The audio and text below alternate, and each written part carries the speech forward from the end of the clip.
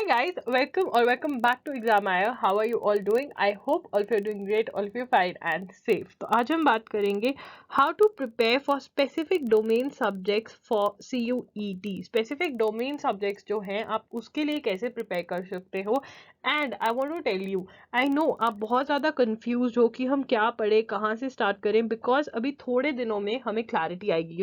Universities बताएंगी कि उनकी रिक्वायरमेंट्स क्या हैं, क्लियरली हमें सब कुछ पता चलेगा. अभी तक सब कुछ अज्यूम कर रहे हैं, but one thing which is for sure कि हमें अपने डोमेन सब्जेक्ट्स, मतलब अगर आप कॉमर्स में हो, ठीक है, आपको बीकॉम करना है तो आपको पता है आपको अकाउंटेंसी, बिजनेस स्टडीज, इकोनॉमिक्स ये वाले पेपर देने ही पड़ेंगे.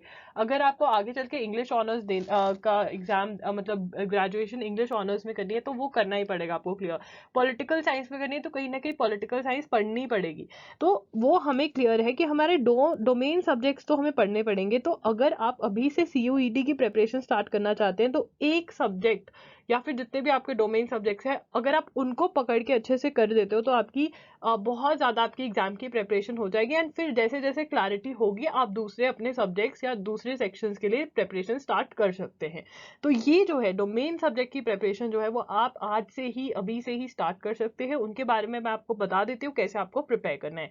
और मैं ऑलरेडी वीडियो कर चुकी हूँ कि आप अगर जनरल स्टडीज़ के लिए या जनरल टेस्ट जिसको ये बोल रहे हैं, जनरल स्टडीज़ के लिए अगर प्रिपरेशन स्टार्ट करना चाहते हैं जिसके अंदर आपकी करंट अफेयर्स हैं, स्टैटिक जीके है, मैथ्स है, लॉजिकल रीजनिंग है, इसके लिए आप कैसे प्रिपेयर कर सकते हो इस पर मैं वीडियो ऑलरेडी कर चुकी हूँ. मेरी जितनी भी स्ट्रैटेजीज होती हैं वो सेल्फ स्टडी स्ट्रैटेजीज होती है जिसके अंदर सिलेबस, टॉपिक्स एंड बुक्स के बारे में मैं डिस्कस करती हूँ. एंड उसके बाद मैं लैंग्वेजेस में आपके इंग्लिश लैंग्वेज जो है वो इक्वली इंपॉर्टेंट रहेगी जैसे कि आपके डोमेन सब्जेक्ट्स हैं, तो उसकी प्रिपरेशन आपको कैसे करनी है वो भी डिस्कस कर चुकी हूँ. लिंक्स आपको डिस्क्रिप्शन बॉक्स में मिल जाएंगे. About the exam, pattern of the exam, सब पे वीडियो हो चुका है. लिंक्स आपको डिस्क्रिप्शन बॉक्स में मिल जाएंगे. स्टार्ट करते हैं ये वीडियो के साथ. देखिए डोमेन स्पेसिफिक सब्जेक्ट्स सेक्शन 2 आपका डोमेन है, ठीक है. ये कह रहे हैं 27 domain specific subject being offered under the section. A candidate may choose a maximum of 6 domains as desired by the applicable university और यूनिवर्सिटीज, ठीक है ना. तो आप 6 डोमेन्स मैक्सिमम चूज कर सकते हैं, एक स्टूडेंट 6 डोमेन्स चूज कर सकते हैं.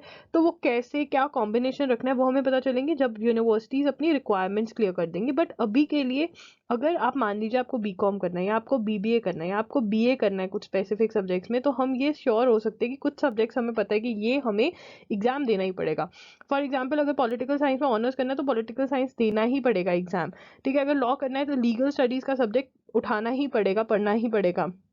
अगर कॉमर्स करना है, बीकॉम करना है तो यहाँ पे अकाउंटेंसी, बिजनेस स्टडीज, इकोनॉमिक्स पढ़ना ही पड़ेगा, ठीक है ना. हिस्ट्री में ऑनर्स करना है तो हिस्ट्री का, तो ये आप ऐसे पिक कर सकते हो कि ये वाला सब्जेक्ट मैं पढ़ने स्टार्ट कर दूं क्योंकि ये तो 100% श्योर है ही है कि इसका तो हमें टेस्ट क्लियर करना ही पड़ेगा. तो जो 100% श्योरिटी वाला है वो आप स्टार्ट कर सकते हो.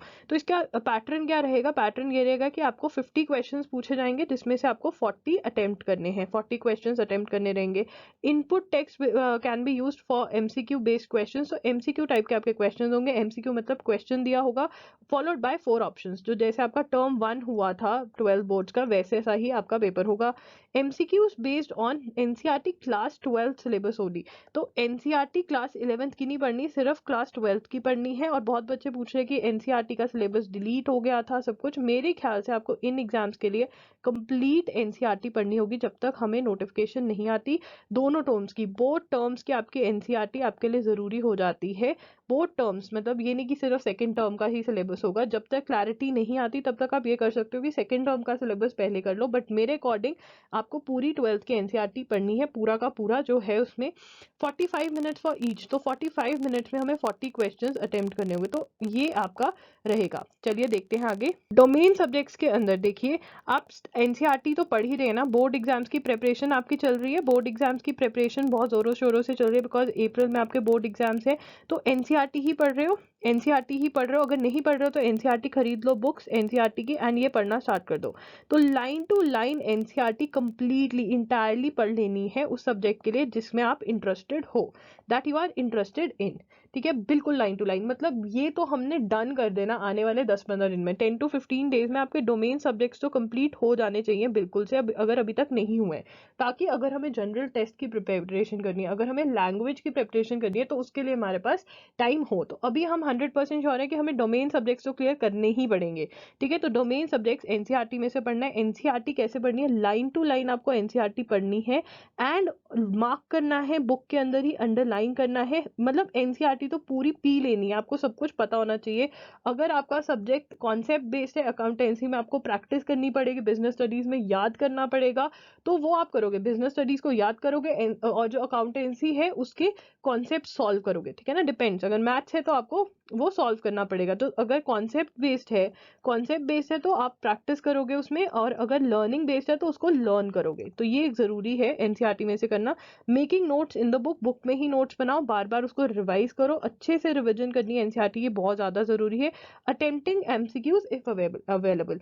देखिए क्वेश्चंस का आप मुझे बताइए कौन से बच्चे हैं जो सबसे ज्यादा एक एग्जाम देने वाले हैं कोई एक पर्टिकुलर, या आप कौन से सब्जेक्ट्स की प्रिपरेशन कर रहे हैं। तो मैं आपके लिए एमसीक्यूज प्रिपेयर करके आपके लिए टेस्ट लेके आऊंगी, सेशंस लेकर आऊंगी एग्जाम आयर पे। सो कमेंट डाउन बिलो, अपना सब्जेक्ट कमेंट करो, एग्जाम आयर पे आपको बिल्कुल सेशंस मिलेंगे, हमारी टीम सारे के सारे सेशंस लेकर आएगी आपके लिए, ठीक है ना। तो ये आपको करना है। डोमेन सब्जेक्ट्स के लिए एनसीईआरटी उठानी बहुत जरूरी है। अभी आपके पास टाइम है, 26 अप्रैल से आपके बोर्ड स्टार्ट है। इन बोर्ड्स के अंदर भी आप एनसीईआरटी ही पढ़ोगे, बट अगर आपका सब्जेक्ट चॉइस डिफरेंट है, स्ट्रीम डिफरेंट है, तो फिर आप अभी भी स्टार्ट कर सकते हो प्रिपरेशन, बिल्कुल से। एनसीईआरटी कोई इतनी बड़ी बात नहीं होती है, word to word NCERT solve करो, लर्न करो, बहुत जरूरी है। So guys that's it for today's video. I hope आपको वीडियो हेल्पफुल लगा। अगर वीडियो हेल्पफुल लगा तो प्लीज लाइक कर देना, चैनल को सब्सक्राइब कर देना, बेल बटन पे भी हिट कर देना। एंड आप अगर आपको कोई क्वेरी है, आप मेरे से बात करना चाहते हैं, तो @IamExaminer पे आप मैसेज करिए इंस्टाग्राम पे,